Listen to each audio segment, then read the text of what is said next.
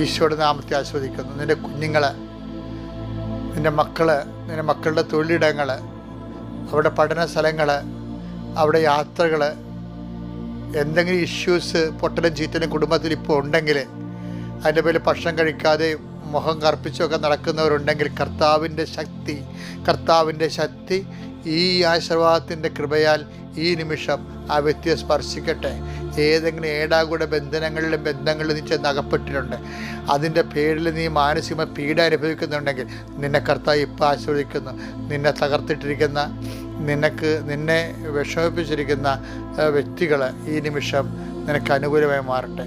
എൻ്റെ കർത്താവിൻ്റെ ഉന്നതമായ നാമത്തെ സഭയുടെ അധികാരത്തെ കുറിച്ചിൻ്റെ അടയാളത്തിൽ കുരുക്ക് പിടിച്ച കാര്യങ്ങൾ, ചിലപ്പോൾ ബന്ധങ്ങളാകാം, ബിസിനസ്സുകളാകാം, ചിലപ്പോൾ നമ്മൾ സംസാരത്തിൽ വന്നിട്ടുള്ള പെസകളാകാം, അതുമൂലം തെറ്റിദ്ധാരണയാകാം, അതുമൂലം ഉണ്ടായിട്ടുള്ള ആശയക്കുഴപ്പം